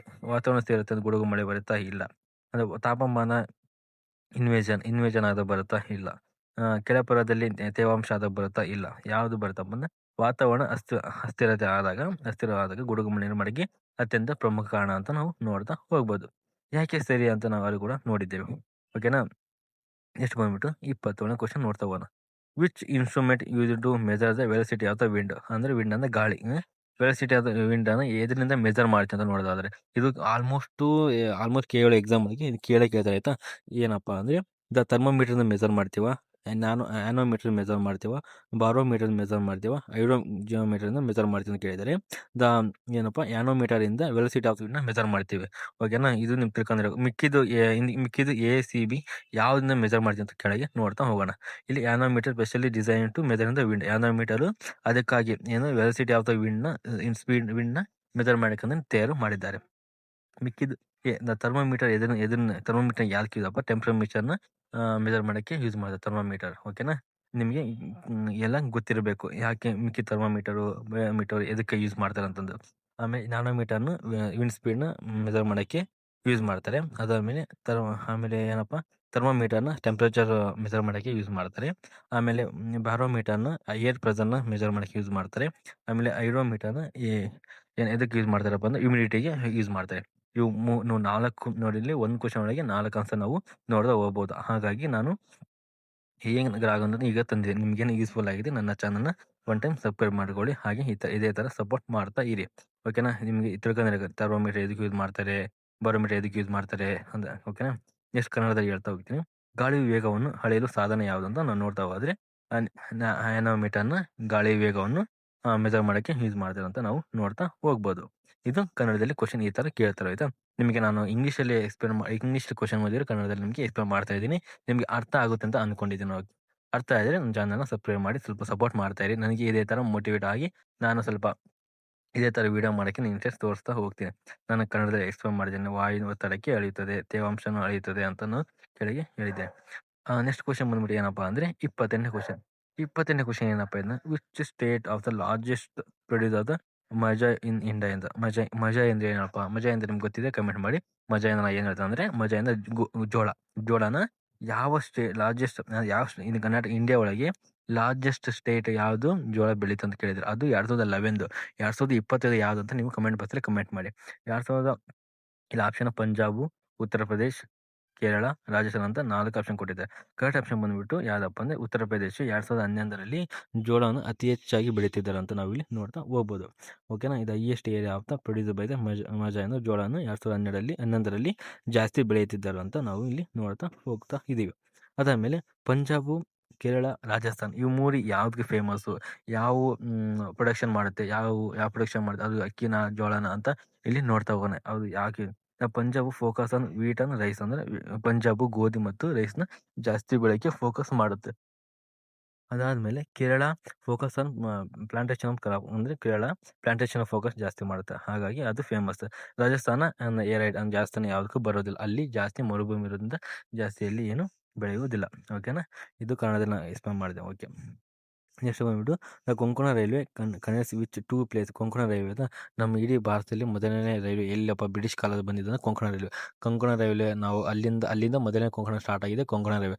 ಇದು 2 ಪ್ಲೇಸಿಗೆ ಕನೆಕ್ಟ್ ಆಗುತ್ತೆ. 2 ಪ್ಲೇಸ್ ಅಪ್ಪ ಅಂದ್ರೆ ಮಂಗಳೂರು ಪಂಜಾಬ್ ಕನೆಕ್ಟ್ ಆಗುತ್ತಾ, ಪಣಜಿ ಮತ್ತು ಮುಂಬೈ ಕನೆಕ್ಟ್ ಆಗುತ್ತಾ, ಮುಂಬೈ ಮತ್ತು ಮಂಗಳೂರು ಕನೆಕ್ಟ್ ಆಗುತ್ತಾ, ಪುಣೆ ಮತ್ತು ಮಂಗಳೂರು ಕನೆಕ್ಟ್ ಆಗುತ್ತೆ 4 ಆಪ್ಷನ್ ಕೊಟ್ಟಿದ್ದಾರೆ. ಆನ್ಸರ್ ಬಂದ್ಬಿಟ್ಟು ಸಿ ಯಾವುದಪ್ಪ ಅಂದ್ರೆ ಮುಂಬೈ ಟು ಮಂಗಳೂರಿಗೆ ಕೊಂಕಣ ರೈಲ್ವೆ ಕನೆಕ್ಟ್ ಆಗುತ್ತೆ. 2 ಪ್ಲೇಸಿಗೆ ಕನೆಕ್ಟ್ ಯಾವುದಪ್ಪ ಅಂದ್ರೆ ಮುಂಬೈ ಟು ಮಂಗಳೂರು ನೆನಪಿಟ್ಕೊಳ್ಳಿ. ಮುಂಬೈ ಟು ಮಂಗಳೂರು ಆಯ್ತಾ, ಕೊಂಕಣ ರೈಲ್ವೆ 2 ಕನೆಕ್ಟ್ ಆಗುತ್ತೆ. ಆದ ಕಾರಣ ಇದು ಸರಿಯಾದ ಉತ್ತರ ಆಗಿರುತ್ತೆ. ವೈ ಈ ಸಿ ಇದು ಕರೆಕ್ಟ್ ಅಂತ ನಾವು ನೋಡ್ತಾ ಹೋಗೋದಾದ್ರೆ Konkan railway runs along to western coast to Mumbai to Mangaluru. ಏನಪ್ಪಾ ಅಂದ್ರೆ ಕೊಂಕಣ ರೈಲ್ವೆ ವೆಸ್ಟರ್ನ್ ಕಾಟ್ ಅಂದ್ರೆ ಪಶ್ಚಿಮ ಕಡೆಯಿಂದ ಮುಂಬೈ ಟು ಮಂಗಳೂರಿಗೆ ರೈಲ್ವೆ ಕೊಂಕಣ ಸಾಗುತ್ತಿದೆ. ಹಾಗಾಗಿ ಈ 2 ಕೊಂಕಣ ಮತ್ತೆ ಈ 2 ಪ್ಲೇಸ್ಗೆ ಕನೆಕ್ಟ್ ಆಗುತ್ತೆ. ಆದ ಕಾರಣ ಮುಂಬೈ ಮತ್ತು ಮಂಗಳೂರಿಗೆ ಈ ರೈಲು ಕನೆಕ್ಟ್ ಆಗೋದನ್ನ ನೋಡ್ತಾ ಹೋಗ್ಬೋದು. ಆಮೇಲೆ ಮಿಕ್ಕಿದ 3 ಆಪ್ಷನ್ ಏನಕ್ಕೆ ರಾಂಗ್ ಅದಪ್ಪ ಅಂದ್ರೆ ವೈ ಅದರ್ಸ್ ರಾಂಗ್ ಅಂತ ನೋಡ್ತಾ ಹೋದ್ರೆ Punjab is not A terminal. Punjab ಒಳಗೆ ಯಾವುದೇ ಟರ್ಮಿನಲ್ ಇಲ್ಲ. ಹಾಗಾಗಿ ಇದು ಇಲ್ಲಿ ಆನ್ಸರ್ನ ಕರೆಕ್ಟ್ ಅನ್ನೋಕೆ ಬರೋದಿಲ್ಲ. ಗೋವಾ ಇದೆ ಇಂಟರ್ಮೀಡಿಯೇಟ್ ಆಗಿದೆ. ಗೋವಾ ಇದೆ ಇಂಟರ್ಮೀಡಿಯೇಟ್ ಆಗುತ್ತೆ. ಅಲ್ಲಿ ಕೂಡ ಕನೆಕ್ಟ್ ಆಗೋಕೆ ಬರೋದಿಲ್ಲ. ಹಾಗಾಗಿ ಆನ್ಸರ್ ಬಂದ್ಬಿಟ್ಟು ಮುಂಬೈ ಟು ಮಂಗಳೂರು ನಾವು ಕೊಂಕಣ ರೈಲ್ವೆ 2 ಪ್ಲೇಸ್ನ ಕನೆಕ್ಟ್ ಆಗುತ್ತದೆ. ನಿಮ್ಗೇನಾದ್ರು ಇದು ಸ್ಲೋ ಅನ್ಸಿದೆ 1.5 ಒಳಗೆ ಇಟ್ಕೊಂಡು ವಿಡಿಯೋ ನೋಡಿ. ಓಕೆನಾ? ಅದಾದ್ಮೇಲೆ 30ನೇ ಕ್ವಶನ್ ಏನಪ್ಪ ಅಂದ್ರೆ ದ ಕಾಂಗ್ರೋ ವ್ಯಾಲಿ ಈ suitable in the which state ಅಂತ ಕೇಳಿದ್ರೆ ಕಾಂಗ್ರೋ ಗೊತ್ತಲ್ವಾ? ಕಾಂಗ್ರೋನ ಅದು ಯಾವ ಸ್ಟೇಟ್ ಒಳಗೆ ಸೂಟೇಬಲ್ ಅಂತ ಕೇಳಿದ್ರೆ ಮೊದಲನೇ ಆಪ್ಷನ್ ಬಂದ್ಬಿಟ್ಟು ಹರಿಯಾಣ, ಎರಡನೇ ಆಪ್ಷನ್ ಬಂದ್ಬಿಟ್ಟು ಹಿಮಾಚಲ್ ಪ್ರದೇಶ್, ಮೂರನೇ ಆಪ್ಷನ್ ಬಂದ್ಬಿಟ್ಟು ಪಂಜಾಬ್, ನಾಲ್ಕನೇ ಆಪ್ಷನ್ ಬಂದ್ಬಿಟ್ಟು ಜಮ್ಮು ಕಾಶ್ಮೀರ. ಯಾವುದಪ್ಪ ಅಂದ್ರೆ ಆಪ್ಷನ್ ಬಂದ್ಬಿಟ್ಟು ಹಿಮಾಚಲ ಪ್ರದೇಶದಲ್ಲಿ ಕಾಂಗ್ರೋ ವ್ಯಾಲಿ ಸಿಟುವೇಟೆಡ್ ಇನ್ ವಿಚ್ ಸಿಟುವೇಟೆಡ್ ಆಗುತ್ತದೆ. ಯಾವುದಪ್ಪ ಅಂದ್ರೆ ಹಿಮಾಚಲ ಪ್ರದೇಶದಲ್ಲಿ ಕಾಂಗ್ರೋ ವ್ಯಾಲಿನ ಸಿಟುವೇಟೆಡ್ ಆಗುತ್ತೆ. ಮಿಕ್ಕಿದ ಹರಿಯಾಣ, ಪಂಜಾಬ್, ಜಮ್ಮು ಕಾಶ್ಮೀರ ಏನ್ ಫೇಮಸ್ ಅಂತ ಇಲ್ಲಿ ನೋಡ್ತಾ ಹೋಗೋಣ. ಯಾಕೆ ಹಿಮಾಚಲ ಪ್ರದೇಶ ಫೇಮಸ್ ಕರೆಕ್ಟಪ್ಪ ಅಂದ್ರೆ the kangaroo valley is well noun valley located in Himachal Pradesh. Himachal ಪ್ರದೇಶದಲ್ಲಿ ಕಾಂಗ್ರೋಗಳು ಜಾಸ್ತಿಯಲ್ಲಿ ಕಾಣಿಸಿಕೊಳ್ತಾರೆ. ಹಾಗಾಗಿ ಅಲ್ಲಿ ನಾವು ನೋಡ್ತಾ ಹೋಗೋದು famous of the tea garden and Himalaya geography. Tea valley geography famous ಆಗಿರೋದ್ರಿಂದ ಅಲ್ಲಿ ಕಾಂಗ್ರೋಗಳನ್ನು ಜಾಸ್ತಿ ಇಲ್ಲಿ ನೋಡ್ತಾ ಹೋಗ್ತಿದ್ದೀವಿ. ನೆಕ್ಸ್ಟ್ ಹರಿಯಾಣ ಇದು plain to region no Kangra valley. ಇದು ಹರಿಯಾಣ ಪ್ಲೇನ್ ರೀಜನ್ ಬರುತ್ತೆ. ಹಾಗಾಗಿ ಕಾಂಗ್ರೋಗಳಿಗೆ ಜಾಸ್ತಿ ಇಲ್ಲಿ ಇರೋದಿಲ್ಲ. ಆಮೇಲೆ ಪಂಜಾಬ್ ಯಾವ್ದು ಪ್ಲೇನ್ ನಾಟೆ ಕಾಂಗ್ರೋ ಅಂತ ಇಲ್ಲಿ ನೋಡ್ತಾ ಹೋಗ್ತಾ ಇದ್ವಿ. ಅದಾದ್ಮೇಲೆ ಏನಪ್ಪಾ ಅಂದ್ರೆ Kangra valley is not Jammu Kashmir. Jammu ಕಾಶ್ಮೀರಲ್ಲಿ ನಮ್ಮ ಭಾರತದ ತಲೆಯ ಭಾಗ ಏನಂತ ಕರಿತೀವಿ ಅದನ್ನ ಜಮ್ಮು ಕಾಶ್ಮೀರ ಕರಿತೀವಿ. ಅಲ್ಲಿ ನಾವು ಜಾಸ್ತಿಯಲ್ಲಿ ಕಾಂಗ್ರೋಗಳನ್ನು ನೋಡಲು ಸಾಧ್ಯವಾಗೋದಿಲ್ಲ. ಹಾಗಾಗಿ ಅಲ್ಲಿ ನಾವು ಕನ್ಸಿಡರ್ ಮಾಡೋಕ್ಕಾಗುತ್ತದೆ. ಹಾಗಾಗಿ ಹಿಮಾಚಲ ಪ್ರದೇಶ ಅಂತ ಹಿಮಗಳು ಜಾಸ್ತಿ ಇರುತ್ತಲ್ವ, ಹಾಗಾಗಿ ಅಲ್ಲಿ ಕಾಂಗ್ರೋಗಳು ಜಾಸ್ತಿ ಇರ್ತವೆ. ಹಾಗಾಗಿ ಅದನ್ನ ಹಿಮಾಚಲ ಪ್ರದೇಶನ ಸೂಟೇಬಲ್ ಆಫ್ ದ ಸ್ಟೇಟ್ ಅಂತ ನಾವು ಕರಿತಾ ಹೋಗ್ತಿದೀವಿ. ಓಕೆನಾ? ಇದಿಷ್ಟು ಯಾಕೆ ಕರೆಕ್ಟ್ ಯಾಕೆ ರಾಂಗ್ ಅಂತ ನಾವು ಹೋಗ್ತಾ ನೋಡಿದೀವಿ. ನೆಕ್ಸ್ಟ್ ಬಂದ್ಬಿಟ್ಟು ಕನ್ನಡದಲ್ಲಿ ಇದು ಕ್ವಶನ್ ಇದೆ. ನಿಮ್ಗೆ ಏನಾದ್ರು ಕನ್ನಡದಲ್ಲಿ ಬೇಕಂದ್ರೆ ನೀವು ವಿಡಿಯೋ ಪಾಸ್ ಮಾಡಿ ಒನ್ ಟೈಮ್ ನೋಡ್ಕೊಳ್ಳಿ. ಓಕೆನಾ? ನಾನು ಕನ್ನಡದಲ್ಲಿ ಆಲ್ಮೋಸ್ಟ್ ಎಕ್ಸ್ಪ್ಲೇನ್ ಮಾಡಿದೆ, ನಿಮ್ಗೆ ಅರ್ಥ ಆಗುತ್ತೆ ಅಂತ ಅನ್ಕೊಂಡಿದ್ದೇನೆ. ನೆಕ್ಸ್ಟ್ ಕ್ವಶನ್ ಬಂದ್ಬಿಟ್ಟು ಅಂದ್ರಪ್ಪ ಅಂದ್ರೆ 30ನೇ ಕ್ವಶನ್ ಒಂದು ಕ್ವಶನ್ ಕೊಟ್ಟಿದ್ದಾರೆ. ಆ ಕ್ವಶನ್ಗೆ ರೀಸನ್ ಕೊಟ್ಟಿದ್ದಾರೆ. ಈ ಕ್ವಶನ್ಗೆ ಈ ರೀಸನ್ ಕರೆಕ್ಟ್ ಇದೆನಾ ಇಲ್ಲ ಅಂತ ಕೊಟ್ಟಿದ್ದಾರೆ. ಓಕೆನಾ? ಇದು ಆಲ್ಮೋಸ್ಟ್ ನಿಮ್ಗೆ ಎಕ್ಸಾಮ್ ಒಳಗೆ ಈಗೆಲ್ಲ full tough high level professional ಆಗಿ ಕ್ವಶನ್ ಕೇಳ್ತಾ ಇದ್ದಾರೆ. ಈ ತರ ಕ್ವಶನ್ ನಿಮಗೆ ಬರ್ತವೆ. ಓಕೆನಾ? Cricket popular Australia, South Africa, India and West Indies ಕೇಳಿದ್ದಾರೆ. ರೀಸನ್ ಯಾಕಪ್ಪ British colonial ruler spread cricket ಅಂತ ಕೇಳಿದ್ದಾರೆ. ಬ್ರಿಟಿಷ್ ಕಾಲದಲ್ಲಿ ಈ ಕ್ರಿಕೆಟ್ ಸ್ಪ್ರೆಡ್ ಆಗಿತ್ತು. ಈ ಕ್ರಿಕೆಟ್ ಯಾವ ಪಾಪುಲರ್ ಆಸ್ಟ್ರೇಲಿಯಾಗೆ ಪಾಪುಲರ್ ಐತಿ, ಇಂಡಿಯಾ ಒಳಗೆ ತುಂಬಾ ಜನ ನೋಡ್ತಾರೆ, ಸೌತ್ ಆಫ್ರಿಕಾ ಆಡ್ತಾರೆ, ವೆಸ್ಟ್ ಇಂಡೀಸ್ ನೋಡ್ತಾರೆ. ರೀಸನ್ ಬಂದ್ಬಿಟ್ಟು ಕರೆಕ್ಟ್ ಆನ್ಸರ್ ಬಂದ್ಬಿಟ್ಟು ಒಂದಿದೆ ಅದು A and R is the true. ಒಂದೇದು ಮತ್ತೆ ಎರಡನೇದು ರೀಸನ್ ಮತ್ತೆ ಎರಡು ಕಟ್ಟಿದೆ. ಬಟ್ ಆರ್ ಎಕ್ಸ್ಪ್ಲನೇಷನ್ ಎ ಅಂದ್ರೆ ಆರು ಕರೆಕ್ಟ್ ಎಕ್ಸ್ಪ್ಲನೇಷನ್ಗೆ ಎ ಕರೆಕ್ಟ್ ಆಗಿ ಮ್ಯಾಚ್ ಆಗಿದೆ ಅಂತ ನಾವು ಇಲ್ಲಿ ನೋಡ್ತಾ ಹೋಗ್ಬೋದು. ಕೆಳಗೆ ರೀಸನ್ ಕೊಟ್ಟಿದೆ ಯಾಕೆ ಕರೆಕ್ಟಪ್ಪ ಅಂತ ಕೇಳಿದೆ. Cricket spread mainly thought British colony hence it is become A popular of this country ಅಂತ. ಅಂದ್ರೆ ಬ್ರಿಟಿಷ್ ಕಾಲದಲ್ಲಿ ಏನಪ್ಪಾ ಅಂದ್ರೆ ಕ್ರಿಕೆಟ್ನ ಅಲ್ಲಿ ಮೊದಲಿಗೆ ಪ್ರಾರಂಭವಾಯಿತು. ಹಾಗಾಗಿ ಈ ಕಾಲೋನಿಯಲ್ಲಿ ಇದು ಫೇಮಸ್ ಅಂತ ನಾವಿಲ್ಲಿ ನೋಡ್ತಾ ಹೋಗ್ಬೋದು. ಓಕೆ, ಮಿಕ್ಕಿದ್ದು ಯಾಕೆ ರಾಂಗ್ ಅಂತ ನೋಡ್ತಾ ಆರ್ ಇದು ಕ್ಲಿಯರ್ ಎಕ್ಸ್ಪ್ಲೇನ್, ಆರ್ ಇದು ಕ್ಲಿಯರ್ ಏನು ಎಕ್ಸ್ಪ್ಲೇನ್ ಆಗಿಲ್ಲ. ಓಕೆನಾ? R is not a false, R ಇದು ತಪ್ಪಾಗಿಲ್ಲ ಆಯ್ತಾ. ಬ್ರಿಟಿಷ್ ಕಾಲೋನಿಗೆ ಕರೆಕ್ಟ್ ಇದೆ. ಓಕೆ, ಅದಾದ್ಮೇಲೆ A is true. A is the correct answer ಅಂತ ನಾವು ನೋಡ್ತಾ ಹೋಗ್ಬೋದು. ನೆಕ್ಸ್ಟ್ ಏನಪ್ಪಾ ಅಂದ್ರೆ 32ನೇ ಕ್ವಶನ್ ಏನಪ್ಪಾ ಅಂದ್ರೆ which countries abstained from the voting UN security counselling resolution 1973 ಅಂತ ಕೇಳಿದಾರೆ ಆಯ್ತಾ. ಯಾವ ಕಂಟ್ರಿ 1970 ಒಳಗೆ ಯುನೈಟ್ ಸೆಕ್ಯೂರಿಟಿ ಒಳಗೆ ಅಬ್ಸ್ಟೈನ್ಡ್ ವೋಟಿಂಗ್ ಆಗಿತ್ತು ಅಂತ ನೋಡ್ತಾ ಹೋದ್ರೆ ಮೊದಲನೇ ಕ್ವಶನ್ ಬಂದ್ಬಿಟ್ಟು ಆಪ್ಷನ್ ಬಂದ್ಬಿಟ್ಟು Colombia, Portugal, India, Germany, South Africa. ಎರಡನೇ ಆಪ್ಷನ್ ಬಂದ್ಬಿಟ್ಟು China, Russia, India, France, Colombia. Third ಬಂದ್ಬಿಟ್ಟು South Africa, Portugal, France, Germany, Brazil. D ಬಂದ್ಬಿಟ್ಟು Brazil, China, Germany and India ಕೊಟ್ಟಿದ್ದಾರೆ. ಆನ್ಸರ್ ಬಂದ್ಬಿಟ್ಟು D Brazil, China, Germany, India ಮತ್ತು ಅಂತ ನಾವಿಲ್ಲಿ ನಾವು ಕರೆಕ್ಟ್ ಅಂತ ನೋಡ್ಬೋದು. ಯಾಕಪ್ಪ ಅಂದ್ರೆ official union record show this is 5 countries opted ಮಾಡಿದ್ದಾರೆ ಆಯ್ತಾ. ಈ 5 ಕಂಟ್ರಿಗಳು UN ವೋಟಿಂಗ್ ಲಿಸ್ಟ್ ಒಳಗೆ ಆದ ಕಾರಣ ಆನ್ಸರ್ ಕೂಡ ಇಲ್ಲಿ ರಾಂಗ್ ಇದು ಸಾರಿ ರೈಟ್ ಅಂತ ನೋಡ್ತಾ ಹೋಗ್ಬೋದು. ಓಕೆನಾ. ಯಾಕೆ ರಾಂಗಪ್ಪ ಅಂತ ನಾನು ಇಲ್ಲಿ ಕೊಟ್ಟಿದ್ದೇನೆ. This included countries that is voted favour or against ಅಂದ್ರೆ ಮಿಕ್ಕಿದ 3 ಕಂಟ್ರಿ ಯಾವ್ದು ಅವ್ರ ಈಗ ಮಿಕ್ಕಿದ ಮೂರು ಆಪ್ಷನ್ ತಪ್ಪಿದ್ವಲ್ಲ, ಮಿಕ್ಕಿದ 3 ಆಪ್ಷನ್ ಅದು ಫೇವರ್ ಆಗಿ ವೋಟಿಂಗ್ ಮಾಡ್ತಿದ್ವು. ಹಾಗಾಗಿ 3 ಆಪ್ಷನ್ ಕೂಡ ರಾಂಗ್ ಅಂತ ನಾವು ನೋಡ್ತಾ ಹೋಗ್ಬೋದು. ನೆಕ್ಸ್ಟ್ ಬಂದ್ಬಿಟ್ಟು 33ನೇ question. The Karnataka share India total geography in area ಅಂತ. ಕರ್ನಾಟಕ ಎಷ್ಟು ಜಿಯೋಗ್ರಫಿ ಶೇರ್ ಮಾಡಿದೆ ಇಂಡಿಯಾ ಒಳಗೆ? ಇಂಡಿಯಾ ಒಳಗೆ ಎಲ್ಲ ಸ್ಟೇಟ್ಗೆ ಒಂದು ಅವ್ರ ಜಿಯೋಗ್ರಫಿ ಶೇರ್ ಮಾಡಿದೆ. ಹಾಗೆ ಕರ್ನಾಟಕ ಎಷ್ಟು ಶೇರ್ ಮಾಡಿದೆ ಅಂತ ನೋಡ್ತಾ ಹೋದರೆ 5.85, 6.35, 8.36, 3.53 ಅಂತ ಕೇಳಿದೆ. ಫಸ್ಟ್ನೇ ಆಪ್ಷನ್ 5.85ನ ಕರ್ನಾಟಕ ಟೋಟಲ್ ಜಿಯೋಗ್ರಫಿನ ಶೇರ್ ಮಾಡಿದ್ವಿ ಆಯ್ತಾ ಇಂಡಿಯಾ ಒಳಗೆ. ಕನ್ನಡದ 5.85 ಜಿಯೋಗ್ರಫಿ ಇಲ್ಲಿ ನಾವು ನೋಡ್ತಾ ಹೋಗ್ಬೋದು. ಓಕೆನಾ. ಇಲ್ಲಿ ನಾವು ಇಲ್ಲಿ ಎಕ್ಸ್ಪ್ಲನೇಷನ್ ಕೊಟ್ಟಿದ್ದೇನೆ. Karnataka occupy about 5.85 India total ಏರಿಯಾನ ಆಕ್ಯುಪೈ ಮಾಡುತ್ತೆ ನೋಡ್ತಾ ಹೋಗ್ಬೋದು. BCD ಅದು ಪರ್ಸೆಂಟೇಜ್ ರಾಂಗ್ ಅಂತ ನೋಡ್ತಾ ಹೋಗ್ಬೋದು ಆಯ್ತಾ. ಕರೆಕ್ಟ್ ಆನ್ಸರ್ ಬಂದ್ಬಿಟ್ಟು 5.85 ಜಿಯೋಗ್ರಫಿ ಆಕ್ಯುಪೈಡ್ ಮಾಡಿದೆ ಇನ್ ಕರ್ನಾಟಕ ಅಂತ ನೋಡ್ತಾ ಹೋಗ್ಬೋದು. 34ನೇ question. The prime minister Mohammad Singh was elected in Rajya Sabha. The first which state? ಯಾವ ಸ್ಟೇಟ್ಗೆ ಮೊಹಮ್ಮದ್ ಸಿಂಗ್ ಸೆಲೆಕ್ಟ್ ಆಗಿದೆ ನೋಡ್ತಾ ಇದ್ರಿ? ಪಂಜಾಬ್, ಉತ್ತರ ಪ್ರದೇಶ್, ಅಸ್ಸಾಂ, ಹಿಮಾಚಲ ಪ್ರದೇಶ ಕೊಟ್ಟಿದ್ದಾರೆ. ಇದು ಆಪ್ಷನ್ ಬಂದ್ಬಿಟ್ಟು ಅಸ್ಸಾಂಗೆ ಪ್ರೈಮ್ ಮಿನಿಸ್ಟರ್ ಆಗಿ ಮನಮೋಹನ್ ಸಿಂಗ್ ಎಲೆಕ್ಟೆಡ್ ಆಗಿದೆ ಅಂತ ನಾವು ನೋಡ್ತಾ ಹೋಗ್ಬೋದು. ಮನಮೋಹನ್ ಸಿಂಗ್ ರಿಪ್ರೆಸೆಂಟ್ ಅಸ್ಸಾಂನಿಂದ ರಾಜ್ಯಸಭೆಗೆ ಅವರು ರಿಪ್ರೆಸೆಂಟ್ ಆಗಿ ಎಲೆಕ್ಟ್ ಆಗಿದೆ ಅಂತ ನಾವು ನೋಡ್ತಾ ನೋಡ್ಬೋದು. ಓಕೆನಾ. ಮಿಕ್ಕಿದ ಯಾವ್ದಪ್ಪ ಅಂದ್ರೆ ಮಿಕ್ಕಿದ ರಾಂಗ್ ಆನ್ಸರ್ ಯಾವ್ದಂತ ನೋಡ್ತಾ ಹೋಗೋದಾದ್ರೆ ABD the never represent the state. ABCD ಯಾವತ್ತು ಈ ಸ್ಟೇಟಿಗೆ ರಿಪ್ರೆಸೆಂಟ್ ಆಗಿಲ್ಲ ಅಂತ ನಾವು ನೋಡ್ತಾ ಹೋಗ್ತಾ ಇದ್ದೀವಿ. ಓಕೆನಾ. ನೆಕ್ಸ್ಟ್ ಬಂದ್ಬಿಟ್ಟು ಏನಪ್ಪಾ ಅಂದ್ರೆ 35 ಕ್ವಶನ್. 35 ಕ್ವಶನ್ ಏನಪ್ಪಾ ಅಂದ್ರೆ which is the official language ಮಣಿಪುರಕ್ಕೆ? ಮಣಿಪುರಲ್ಲಿ ಅಫಿಷಿಯಲ್ ಆದ ಲ್ಯಾಂಗ್ವೇಜ್ ಯಾವ್ದು ಅಂತ ನೋಡ್ತಾ ಹೋಗೋದಾದ್ರೆ ಮಣಿಪುರ್ ಅಫಿಷಿಯಲ್ ಲ್ಯಾಂಗ್ವೇಜ್ ಹೌದಾ ಅಲ್ಲ ನೀವು ಕಮೆಂಟ್ ಮಾಡಿ. ಅದಾದ್ಮೇಲೆ ನೆಕ್ಸ್ಟ್ ಬಂದ್ಬಿಟ್ಟು ಏನಪ್ಪಾ ಅಂದ್ರೆ ಇಂಗ್ಲೀಷ್, ಆಮೇಲೆ ಮಿಟೇಲಿಯನ್ ಅಂದ್ ಹಿಂದಿ. ಮಣಿಪುರ್ ಸ್ಟೇಟ್ ಆದ ಹೆಸರು ಅಂತ ಮಣಿಪುರ ಟಿಕ್ ಮಾಡಿ. ಮಣಿಪುರ್ ಅಫಿಷಿಯಲ್ ಲ್ಯಾಂಗ್ವೇಜ್ ಅಲ್ಲ. ಮಣಿಪುರ್ ಲ್ಯಾಂಗ್ವೇಜ್ ಬಂದ್ಬಿಟ್ಟು Meiteilon is official language Manipur language ಆಗಿರುತ್ತೆ. ಓಕೆನಾ. ನೀವು ಯಾವ್ದಾರ ಒಂದು ಎಕ್ಸಾಮ್ ಕನೆಕ್ಟ್ ಮಾಡ್ತೀನಿ ಎಲ್ಲ ಸ್ಟೇಟ್ ಯಾವ್ದು ಲ್ಯಾಂಗ್ವೇಜ್ ಅಫಿಷಿಯಲ್ ಲ್ಯಾಂಗ್ವೇಜ್ ಅಂತ ಒಂದು ಟೈಮ್ ತಿಳ್ಕೊಳ್ಳೋಕೆ ತಿಳ್ಕೊಂಡ್ರೆ ನಿಮಗೆ ಅರ್ಥ ಆಗುತ್ತೆ ಯಾವ ತರ ಅಂತ. ಓಕೆನಾ. ಹಾಗಾಗಿ Meiteilon Manipur is official language Manipur ಅಂತ ನಾವಿಲ್ಲಿ ನೋಡ್ತಾ ಹೋಗ್ಬೋದು. ಓಕೆನಾ. ನೆಕ್ಸ್ಟ್ ಬಂದ್ಬಿಟ್ಟು why is other is wrong ಅಂತ ನಾವು ನೋಡ್ತಾ ಹೋದಾದ್ರೆ the Manipur is generally name official term Meiteilon. The English associate language ಅದು Hindi not a official language. Hindi ಇದೆ ನಾಟ್ ಎ ಅಫಿಷಿಯಲ್ ಲ್ಯಾಂಗ್ವೇಜ್ ಅಂತ ನೋಡ್ತಾ ಹೋಗ್ಬೋದು. ಮಣಿಪುರ್ ಇಸ್ ಅಫಿಷಿಯಲ್ ಲ್ಯಾಂಗ್ವೇಜ್ ಅಂತ ನಾವು ಇಲ್ಲಿ ನೋಡ್ತಾ ಹೋಗ್ತಾ ಇದೀವಿ. ಅದಾದ್ಮೇಲೆ ನೆಕ್ಸ್ಟ್ ಬಂದ್ಬಿಟ್ಟು NREGA was the first pass during the which government ಅಂತ ನಾವು ನೋಡೋದಾದ್ರೆ ಯಾವ್ದಪ್ಪ ಅಂದ್ರೆ ಆಪ್ಷನ್ ಬಂದ್ಬಿಟ್ಟು ಸಿ UPA ಅಂತ ಫಸ್ಟ್ ಅಂತ ನಾವು ನೋಡ್ತಾ ಹೋಗ್ತಾ ಇದೀವಿ. ಓಕೆನಾ. ಏನಪ್ಪಾ ಅಂದ್ರೆ ಫಸ್ಟ್ ABC ಆಪ್ಷನ್ ಓದೋಣ. ನೆಕ್ಸ್ಟ್ ಕ್ವಶನ್ ಬಂದ್ಬಿಟ್ಟು ಯಾವ್ದಪ್ಪ ಅಂದ್ರೆ 37ನೇ question. Which was the first major little won the Saina Nehwal in 2009ರಲ್ಲಿ ಫಸ್ಟ್ ಸೈನಾ ನೆವಾಲ್ನ ಯಾರು ವಿನ್ ಆಗಿದೆ ಅಂತ ನೋಡ್ತಾ ಇದ್ರೆ China Master, All England, Singapore Super Series, Indian Ocean Open ಅಂತ ಕೇಳಿದ್ರೆ ಆಯ್ತಾ. ಯಾವ್ದಪ್ಪ ಅಂದ್ರೆ ಆನ್ಸರ್ ಬಂದ್ಬಿಟ್ಟು C is the correct answer ಅಂತ ನಾವು ನೋಡಬಹುದು. ಯಾಕಪ್ಪ ಅಂದ್ರೆ Singapore Super Series was the first major own the ಸೇನಾ ನೆವಲ್ನ ಸಿಂಗಾಪುರ್ ಸೂಪರ್ ಸೀರೀಸ್ 2019 ಫಸ್ಟ್ ಆಗಿ ಅದು ವಿನ್ ಆಗಿದೆ. ಆದ ಕಾರಣ ಈ ಆನ್ಸರ್ನ ಕರೆಕ್ಟ್ ಅಂತ ನಾವು ನೋಡ್ತಾ ಹೋಗ್ತಾ ಇದೀವಿ. ವೈ ಇಸ್ ಕರೆಕ್ಟ್ ಅಪ್ಪ ಅಂದ್ರೆ the the Singapore series was the first major international title ಅಂತ ಹೇಳ್ಬೋದು. Singapore series first major international title ಅಂತ ನಾವು ಕನ್ಸಿಡರ್ ಮಾಡ್ತಾ ಇದೀವಿ.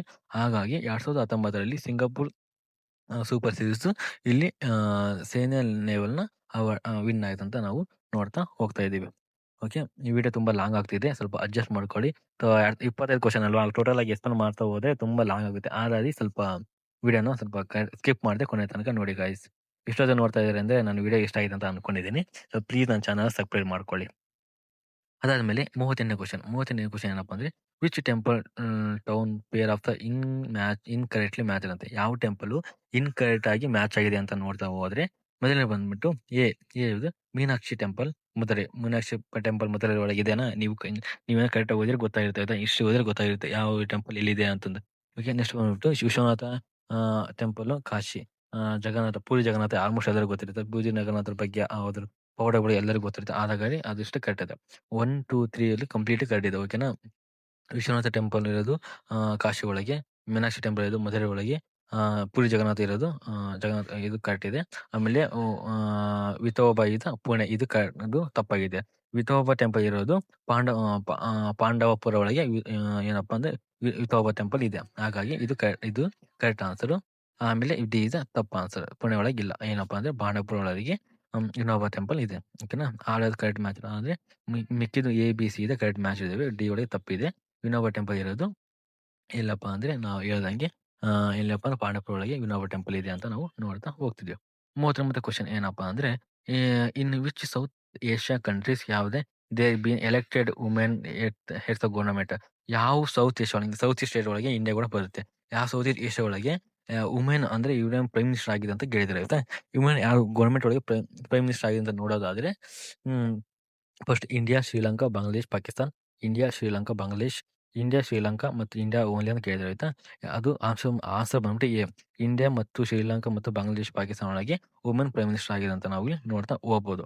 All 4 countries elected women prime minister ಆದ್ರೆ ಆಲ್ 4 ಕಂಟ್ರೀಸ್ ಒಳಗೆ ವುಮೆನ್ ಪ್ರೈಮ್ ಮಿನಿಸ್ಟರ್ ಆದ ಎಲೆಕ್ಟೆಡ್ ಆಗಿ ನಾವು ನೋಡ್ತಾ ಹೋಗ್ಬೋದು. ನಮ್ಮ ದೇಶದಲ್ಲಿ 3-4 ಜನ ಪ್ರೈಮ್ ಮಿನಿಸ್ಟರ್ ಆಗಿದೆ ನಾವು ನೋಡ್ತಾ ಹೋಗಿದ್ವಿ. ಓಕೆನಾ? ಹಾಗಾಗಿ ಇಷ್ಟು ಇಂಡಿಯಾ ಮತ್ತು ಬಾಂಗ್ಲಾದೇಶ್, ಪಾಕಿಸ್ತಾನ ಇವೆಲ್ಲ ಕೂಡ ವುಮೆನ್ ಪ್ರೈಮ್ ಮಿನಿಸ್ಟರ್ ಆಗಿ ಎಲೆಕ್ಟೆಡ್ ಆಗ್ಯದ ಅಂತ ನಾವು ನೋಡ್ತಾ ಹೋಗ್ತಾ ಇದೀವಿ.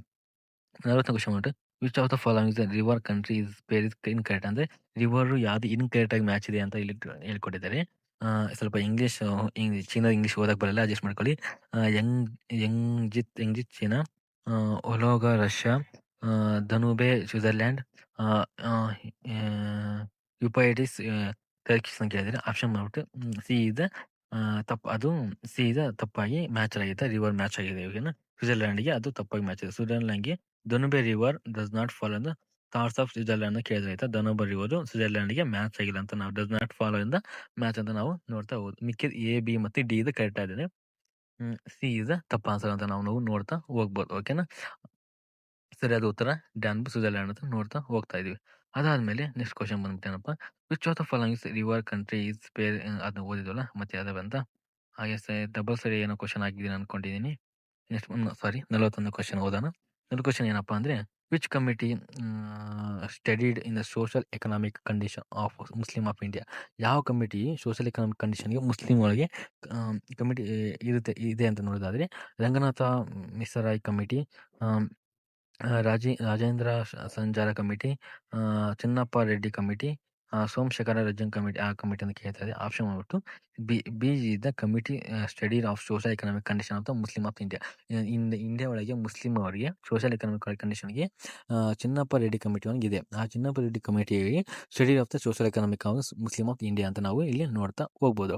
ಯಾಕೆ ಅದು ಅಪ್ಪ ಅಂದ್ರೆ ದ ಸಂಚಾರ ಕಮಿಟಿ 2006ರಲ್ಲಿ the studied education, employment and living condition of Muslim in India ಅಂತ ನಾವು ಇದನ್ನು ನೋಡ್ತಾ ಹೋಗ್ಬೋದು ಅಂತ ನಾವಿಲ್ಲಿ ನೋಡ್ಬೋದು. ರಂಗನಾಥ ಮಿಶ್ರಾ ಇದೆ ರಿಸರ್ವೇಶನ್ಗೆ, ಅದು ಕಂಡೀಷನ್ಗೆ ಇದೆ. ಆಮೇಲೆ ಚನ್ನಪ್ಪ ರೆಡ್ಡಿ ಜುಡೇಸರಿಗೆ ಇದೆ. ಆಮೇಲೆ ಸೋಮಶೇಖರ್ಗೆ ಯಾವುದೇ ಕಂಡೀಷನ್ಗೆ ರಿಲೇಟೆಡ್ ಆಗಿ ಇಲ್ಲ. ಆದ ಕಾರಣ ಅದು ಯಾವುದೇ ಬರೋದಿಲ್ಲ. ಆನ್ಸರ್ ಬಂದ್ಬಿಟ್ಟು ರಾಜೇಂದ್ರ ಶಂಕರ್ ಕಮಿಟಿ ಅಂತ ನಾವಿಲ್ಲಿ ನೋಡ್ತಾ ಹೋಗ್ಬೋದು. ಸೋಮಶೇಖರ್ ಯಾವುದು ರಿಲೇಟೆಡ್ ಆಗಿರೋದಿಲ್ಲ. ಇಲ್ಲಿ ಕನ್ನಡದ ನಾನು ಎಕ್ಸ್ಪ್ಲೇನ್ ಮಾಡಿದ್ದೀನಿ. ನಿಮ್ಗೆ ಕನ್ನಡದ ಓದಲು ಅವಶ್ಯಕತೆ ಇರೋದಿಲ್ಲ. ನಿಮ್ಗೆ ಏನು ಕನ್ನಡ ಬೇಕಂದ್ರೆ ವಿಡಿಯೋ ಪಾಸ್ ಮಾಡಿ ನೋಡ್ಕೊಳ್ಳಿ. ಓಕೆನಾ? ನೆಕ್ಸ್ಟ್ ಏನಪ್ಪಾ ಅಂದ್ರೆ ಈ PDF ನ ಆವಾಗಲೇ ಹೇಳ್ದಂಗೆ ನಾನು ಟೆಲಿಗ್ರಾಮ್ ಚಾನಲ್ ಡಿಸ್ಕ್ರಿಪ್ಷನ್ ಬಾಕ್ಸ್ ಕೊಟ್ಟಿದ್ದೀನಿ.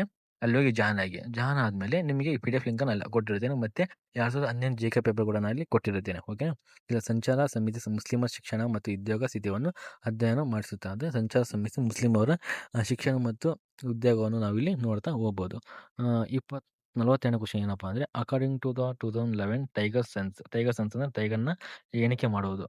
ವಿಚ್ ಸ್ಟೇಟ್ ಇದೆ ಅದ ಹೈಯೆಸ್ಟ್ ಟೈಗರ್ ಪೊಲ್ಯೂಷನ್ ಅಂತ ನೋಡೋದಾದ್ರೆ ಯಾವುದಪ್ಪ 2011ರಲ್ಲಿ ದ ಹೈಯೆಸ್ಟ್ ಟೈಗರ್ ಸೆನ್ಸ್ ಅಂದ್ರೆ ಟೈಗರ್ನ ಕೌಂಟಿಂಗ್ ಮಾಡಿದೆ.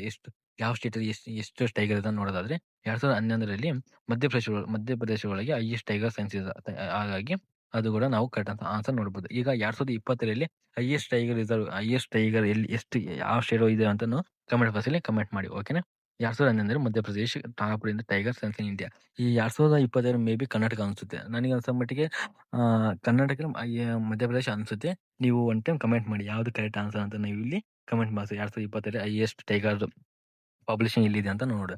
ABC ಇದ ಎರಡೇ ಫ್ಯೂ ಅಂದ್ರೆ ಮಿಕ್ಕಿದ ಸ್ಟೇಟ್ ಒಳಗೆ ಟೈಗರ್ಸ್ ಇದಾವೆ, ಆದ್ರೆ ಕಮ್ಮಿ ಇದಾವೆ. ಇದಕ್ಕಿಂತ ತುಂಬಾ ಕಮ್ಮಿ ಇದಾವೆ. ಹಾಗಾಗಿ ನಾವು ಅಲ್ಲಿ ನೋಡ್ತಾ ಹೋಗ್ಬೋದು. 43ನೇ ಕ್ವಶನ್ ಏನಪ್ಪಾ ಅಂದ್ರೆ match author with their books ಅಂತ ಚೂಸ್ ಅಂದ್ರೆ ಕರೆಕ್ಟ್ ಕೋಡ್ ಅಂತ ಕೇಳಿದ್ರೆ ಯಾವ ಆಥರು ಯಾವ ಬುಕ್ ಬರ್ದಾರ ಅಂತ ನಾವು ಕರೆಕ್ಟ್ ಆಗಿ ಮ್ಯಾಚ್ ಅನ್ನು ನೋಡ್ತಾ ಹೋಗೋಣ. ಆಯ್ತಾ. ಯಾವ ಆಥರ್ ಯಾವ್ದು ಕರೆಕ್ಟ್ ಬುಕ್ ಬರ್ದಾರ ಇಲ್ಲ ಅಂತ ಯಾವ್ದು ಮಿಸ್ ಮ್ಯಾಚ್ ಇದೆ ಅದನ್ನ ನಾವು ಸೆಲೆಕ್ಟ್ ಮಾಡ್ತಾ ಹೋಗೋಣ. ಓಕೆನಾ. ಇದಿಷ್ಟು ಇಲ್ಲಿ ಈ ಬುಕ್ಕನ್ನು ಕರೆಕ್ಟಾಗಿ ಓದ್ಕೊಳ್ಳಿ. ನಾನು ಓದಿ ನಿಮಗೆ ಇದು ಏನದು ಕರೆಕ್ಟಾಗಿ ಉಚ್ಚಾರಣೆ ಮಾಡೋಕ್ಕಾಗಲ್ಲ. ಆನ್ಸರ್ ಮಾಡ್ಬಿಟ್ಟು ಏನದು 4 ಆಯ್ತಾ. ಆನ್ಸರ್ ಮಾಡಿ 4 ಯಾಕೆ 1, 2, 3, 4 ಕೂಡ ಕರೆಕ್ಟ್ ಆಗಿ ಇದೆ. ಆಥರು ಮತ್ತು ಬುಕ್ ಬರೆದಿರೋ ಕರೆಕ್ಟ್ ಆಗಿದೆ. ಆದ ಕಾರಣ ಎಲ್ಲ ಆಪ್ಷನ್ ಕರೆಕ್ಟ್ ಇದಾಗಿದೆ. ಆಲ್ ಆಥರ್ ಬುಕ್ ಪೇರ್ಸ್ ಇಂದ ಕರೆಕ್ಟ್ ಇಲ್ಲ ಅಂತ ನಾವು ಇಲ್ಲಿ ನೋಡ್ತಾ ಹೋಗ್ಬೋದು. ಅದಾದ್ಮೇಲೆ 44ನೇ question the players who defeated Federer to reach the world is number 2 ranking was ಅಂತ ಕೇಳಿದರೆ Robin Soderling, Ronaldo, Roland Garros, Novak Djokovic, David Ferrer. Option ಮಾಡ್ಬಿಟ್ಟು A is the Robin Soderling defeated to Federer at the French Open affecting ranking ಅಂತ ನಾವು ಇಲ್ಲಿ answer ನೋಡ್ತಾ ಹೋಗೋದು. ಇದ್ರ ಬಗ್ಗೆ ನನಗೆ ಅಷ್ಟೊಂದು ಗೊತ್ತಿಲ್ಲ, ಹಾಗೆ ಸ್ವಲ್ಪ ಆಪ್ಷನ್ ಅಷ್ಟೇ ನಾನು ತಂದಿದ್ದೇನೆ. ನಿಮ್ಗೇನೋ ಇದ್ರ ಬಗ್ಗೆ ಗೊತ್ತಿದ್ರೆ ಒನ್ ಟೈಮ್ ಗೂಗಲ್ ಸರ್ಚ್ ಮಾಡಿ, ಇಲ್ಲಾಂದ್ರೆ ವಿಕಿಪೀಡಿಯಾ ಒಳಗೆ ಇದ್ರ ಬಗ್ಗೆ ಕಂಪ್ಲೀಟ್ ಆಗಿ ಕೊಟ್ಟಿರ್ತಾರೆ. ಒನ್ ಟೈಮ್ ಹೋಗಿ ಚೆಕ್ಔಟ್ ಮಾಡ್ಕೊಳ್ಳಿ. ಓಕೆನಾ. ಇದಿಷ್ಟು 44 ಕ್ವಶನ್ಗೆ ಆನ್ಸರ್ ಆಗಿತ್ತು. ಓಕೆನಾ. ಇಲ್ಲಿ ಎಕ್ಸ್ಪ್ಲನೇಷನ್ ಕೂಡ ನಾನು ಕೊಟ್ಟಿದ್ದೇನೆ. ಒನ್ ಟೈಮ್ ನೀವು ಕರೆಕ್ಟಾಗಿ ಚೆಕ್ಔಟ್ ಮಾಡಿಕೊಂಡು ಕರೆಕ್ಟಾಗಿ ನೋಡ್ಕೊಳ್ಳಿ. ನೆಕ್ಸ್ಟ್ ಬಂದ್ಬಿಟ್ಟು ಏನಪ್ಪಾ ಅಂದ್ರೆ ಯಾಕೆ ರಾಂಗ್ ಅಂತ ಕೂಡ ನಾನು ಕೊಟ್ಟಿದ್ದೇನೆ. ಅದನ್ನ ಕೂಡ ನೋಡ್ಕೊಳ್ಳಿ. ರೊನಾಲ್ಡೋ ಗ್ಯಾರೇಜ್ ಇದು ಟೂರ್ನಮೆಂಟ್ ಆಗಿರುತ್ತೆ. ಸಿ ಡಿ ಇದೆ did not beet feeder them ಅಂದ್ರೆ ಸಿ ಡಿ ಇದೆ ಈ ಫೆಡರ್ನ ಗೇಮ್ನ ಯಾವತ್ತೂ ಬೀಟ್ ಮಾಡಿಲ್ಲ ಅಂತ ಇಲ್ಲಿ ನೋಡ್ತಾ ಹೋಗ್ಬೋದು. ಅದಾದ್ಮೇಲೆ ಏನಪ್ಪಾ ಅಂದ್ರೆ ನೆಕ್ಸ್ಟ್ 45 ಕ್ವಶನ್. ಇನ್ನೊಂದು 4 ಕ್ವಶನ್ ಇದಾವೆ. ಇಷ್ಟು ಅವ್ರಿಗೆ ನೋಡಿದಾರೆ ಅಂದ್ರೆ ಇನ್ನೊಂದು 4 ಕ್ವಶನ್ ಇದಾವೆ. ಅದನ್ನ ಕಂಪ್ಲೀಟ್ ಆಗಿ ನೋಡ್ತಾ ಹೋಗಿ. ಏನಪ್ಪ 45 ಕ್ವಶನ್ ಏನಪ್ಪ ಅಂದ್ರೆ how many times did Yuvraj Singh was man of the match in 2011 world cup. ನೀವು 2011 ವರ್ಲ್ಡ್ ಕಪ್ ನೋಡಿದ್ರೆ ಆಯ್ತಾ. 2011 ಕಪ್ ಒಳಗೆ Yuvraj Singh man of the match ಎಷ್ಟು ಮ್ಯಾಚ್ ಒಳಗೆ ತಗೊಂಡು ಕೇಳಿದಾರೆ. ಇದು 2, 4, 3 ಆನ್ಸರ್ ಮಾಡ್ಬಿಟ್ಟು ಡಿ ಆದ 5 ಮ್ಯಾಚ್ ಒಳಗೆ ಯುವರಾಜ್ ಸಿಂಗ್ ಅವರು ಮ್ಯಾಚ್ ತಗೊಂಡಿದ್ದಾರೆ. ನಿಮ್ಗೆ ಏನಾದ್ರು 2011 ವರ್ಲ್ಡ್ ಕಪ್ ಮ್ಯಾಚ್ ನೆನಪಿದ್ರೆ ಸಚಿನ್ ಎಷ್ಟು ರನ್ ಹೊಡೆದ, ಮತ್ತೆ ಆಮೇಲೆ ಗೌತಮ್ ಗಂಭೀರ್ ಎಷ್ಟು ರನ್ ಹೊಡೆದ ಅಂತ ಕಮೆಂಟ್ ಮಾಡಿ. ಅದಾದ್ಮೇಲೆ ಯಾರಪ್ಪ ಅಂದ್ರೆ ಇವರು ಧೋನಿ ಅವರು ಎಷ್ಟು ರನ್ ಹೊಡೆದ ಅಂತ ಕಮೆಂಟ್ ಮಾಡಿ. ನಾನು ಗೌತಮ್ ಅವರು 97 ಹೊಡೆದು ಧೋನಿ ಅವರೇನೋ 91 ರನ್ ಅವ್ರು ಕೂಡ ಅಷ್ಟು ರನ್ ಹೊಡೆದಿದ್ದಾರೆ. ಓಕೆನಾ.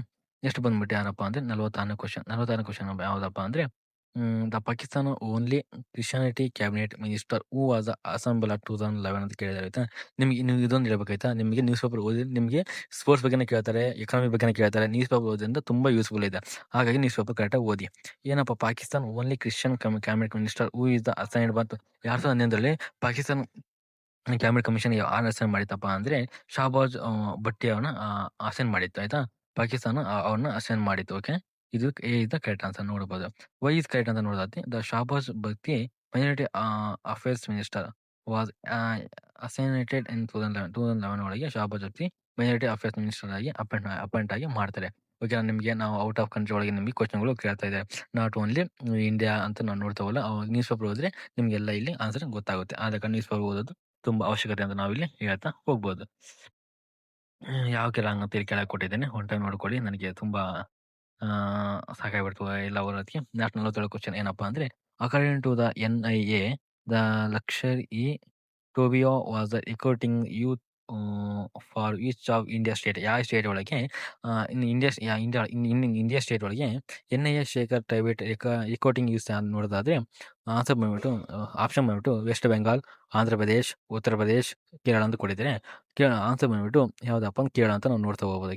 ಕೇರಳದಲ್ಲಿ ಅಕಾರ್ಡಿಂಗ್ ಟು NIA ಲಕ್ಷ ಈ ಟೋಬಿಯಾ ವಾಸ್ ರಿಕಾರ್ಡಿಂಗ್ ದ ಯೂತ್ ಅಂತ ನಾವು ನೋಡ್ತಾ ಹೋಗುತ್ತೆ. ಆನ್ಸರ್ ಇದೆ D is the correct answer ಅಂತ ನಾವು ಇಲ್ಲಿ ನೋಡ್ತಾ ಹೋಗ್ಬೋದು. ಓಕೆನಾ? ನಿಮಗೆಲ್ಲ ನಿಮ್ಗೆ ಇಷ್ಟ ಆಗಿದೆ ವಿಡಿಯೋ ನಮ್ಮ ಚಾನಲ್ ಸಬ್ಸ್ಕ್ರೈಬ್ ಮಾಡ್ಕೊಳ್ಳಿ. ಓಕೆ. ನೆಕ್ಸ್ಟ್ ಬಂದ್ಬಿಟ್ಟು ಏನಪ್ಪಾ ಅಂದ್ರೆ ಕೆಳಗೆ ಎಕ್ಸ್ಪ್ಲೇನ್ ಕೊಟ್ಟಿದೆ. NIA ರಿಪೋರ್ಟ್ ಮೆನ್ಷನ್ ಕೇರಳ ಇಕೊಂಡು ಇದೆ. ನಿಮಗೆ ಔಟ್ಸೈಡ್ ಏನಾರ ಡಿಸ್ಟರ್ಬೆನ್ಸ್ ಆಗ್ತಿದ್ರೆ ಸ್ವಲ್ಪ ಅಡ್ಜಸ್ಟ್ ಮಾಡ್ಕೊಂಡು ನನ್ನ ಹತ್ರ ಯಾವುದೇ ಕರೆಕ್ಟಾಗಿ ಮೈಕ್ ಇಲ್ಲ. ಆದ ಕಾರಣ ಸ್ವಲ್ಪ ಡಿಸ್ಟರ್ಬೆನ್ಸ್ ಕೇಳುತ್ತೆ. ಸ್ವಲ್ಪ ಅಡ್ಜಸ್ಟ್ ಮಾಡ್ಕೊಳ್ಳಿ ಗೈಸ್. ಅದಾದ್ಮೇಲೆ ಏನಪ್ಪಾ ಅಂದ್ರೆ AB is the not A mention in the report. AB is the ಯಾವುದೇ ರಿಪೋರ್ಟ್ ಒಳಗೆ ಯಾವುದೇ ಮೆನ್ಷನ್ ಮಾಡಿಲ್ಲ ಅಂತ ನಾವಿಲ್ಲಿ ನೋಡ್ತಾ ಹೋಗ್ಬೋದು. The which of the least corrupt nation ನೀನೇ ನೋಡಿದ್ದೇವೆ ಆಯ್ತಾ. ಈ ಕ್ವಶನ್ ಮತ್ತೆ ರಿಪೀಟ್ ಮತ್ತೆ ಹಾಕಿದ್ದೀನಿ ನೋಡ್ಲಿಲ್ಲ. ಡೆನ್ಮಾರ್ಕ್ ಇದ ಕರಪ್ಟ್ ಇನ್ ವರ್ಲ್ಡ್ 2011 ಒಳಗೆ ಡೆನ್ಮಾರ್ಕ್ ಇದ ಕರಪ್ಟ್ ಆಫ್ ದ ವರ್ಲ್ಡ್ ಅಂತ ನೋಡ್ತಾ ಹೋಗುದು. ದ ವರ್ಲ್ಡ್ ವಾಟರ್ ಡೇ ಯಾವ್ದು ಮಾರ್ಚ್ 22 ವರ್ಲ್ಡ್ ವಾಟರ್ ಅಂತ ನಾವು ನಿನ್ನೆ ಕೂಡ ಡಿಸ್ಕಸ್ ಮಾಡಿದ್ವಿ. ಓಕೆ. ಅದಾದ್ಮೇಲೆ ನೆಕ್ಸ್ಟ್ ಯಾವ್ದಪ್ಪ ಅಂದ್ರೆ ಇದು ನಿನ್ನೆ ಕೂಡ ನಿನ್ನೆ ಆ ವಿಡಿಯೋ ನೋಡಿದೆ ಅಂತ ನಾನು ಇಲ್ಲಿ ಕಮೆಂಟ್ ಬಾಕ್ಸ್ ಪಿನ್ ಮಾಡಿದ್ದೀನಿ. ಇಲ್ಲಾಂದ್ರೆ ನಾನು ಲಾಸ್ಟ್ ವಿಡಿಯೋದಲ್ಲಿ ಅಪ್ಲೋಡ್ ಮಾಡಿದ್ದೀನಿ. ಹೋಗಿ ಒನ್ ಟೈಮ್ ಚೆಕ್ಔಟ್ ಮಾಡಿ. ಅದಾದ್ಮೇಲೆ last question guys, last question. Which Hollywood actor died in cancer 2011? 2011ರಲ್ಲಿ ಯಾವ ಹಾಲಿವುಡ್ ಆಕ್ಟರ್ ಕ್ಯಾನ್ಸರ್ ಇಂದ ಸತ್ತಿದ್ದಾರೆ ಅಂತ ಕೂಡ ಅದನ್ನು ಕೂಡ ಕೊಟ್ಟಿದ್ದಾರೆ ನೋಡಿ. ನಾ ಸಿನಿಮಾದಾಗ ಕೇಳ ಅನ್ಕೊಂತೀವಿ ಆಯ್ತಾ, ಅದನ್ನು ಕೂಡ ಇಲ್ಲಿ ಕೊಟ್ಟಿದ್ದಾರೆ ಆಯ್ತಾ. ಯಾವ ಆಕ್ಟರ್ ಇಲ್ಲಿ ನಾವು ಸತ್ತಿದ್ದಾರೆ ಅಂತ ನೋಡೋದಾದ್ರೆ ದ ಮೇರಿ ಅಲ್ಲ ಎಲಿಜಬೆತ್ ತೈಯರ್ ಅವ್ರು 2011ರಲ್ಲಿ ಕ್ಯಾನ್ಸರ್ ಇಂದ ಸತ್ತಿರುತ್ತಾರೆ. ಓಕೆ. ಎಲಿಜಬೆತ್ ಅವರು 2011ರಲ್ಲಿ ಅವ್ರು ಕ್ಯಾನ್ಸರ್ ಇಂದ ಸತ್ತಿರುತ್ತಾರೆ ಅಂತ ನೋಡಬಹುದು. ಓಕೆನಾ. ಅವ್ರು ಪಾಸ್ರವೆ ಇಂದ 2011 ಡ್ಯೂ ಟು ದ ಇಲ್ನೆಸ್ ಅಂತ ಅವರು ಪಾಸ್ರವೆ ಆಗಿರ್ತಾರೆ. 2011ರಲ್ಲಿ ಅವರು ಪಾಸ್ರವೆ ಆಗಿರ್ತಾರೆ. ಇದಿಷ್ಟು GK ಪೇಪರ್ 2011ರಲ್ಲಿ 26ರಿಂದ 52 ಕ್ವಶನ್ಗೆ ಡಿಸ್ಕಷನ್ ಮಾಡಿದ್ದೀವಿ. ಮುಂದಿನ ಭಾಗದಲ್ಲಿ 50ರಿಂದ 70 ಕ್ವಶನ್ ನಾವು ಡಿಸ್ಕಸ್ ಮಾಡ್ತಾ ಹೋಗೋಣ. ನಿಮಗೆ ಈ ವಿಡಿಯೋ ನಿಮಗೆ ಇಷ್ಟವಾಗಿದೆ ಪ್ಲೀಸ್ ನನ್ನ ಚಾನಲ್ ಸಬ್ಸ್ಕ್ರೈಬ್ ಮಾಡಿ, ಹಾಗೆ ನಿಮ್ಮ ಫ್ರೆಂಡ್ಸ್ಗೆ ಶೇರ್ ಮಾಡಿ. ಇಷ್ಟೊತ್ತು ನನ್ನ ವಿಡಿಯೋ ನೋಡೋದಕ್ಕಾಗಿ ಧನ್ಯವಾದಗಳು. ಹಾಗೆ ಡಿಸ್ಕ್ರಿಪ್ಷನ್ ಬಾಕ್ಸಲ್ಲಿ ನನ್ನ ಟೆಲಿಗ್ರಾಮ್ ಚಾನಲ್ ಕೊಡಿ, ಅಲ್ಲಿ ಹೋಗಿ ಜಾಯ್ನ್ ಆಗಿ guys. Thank you so much.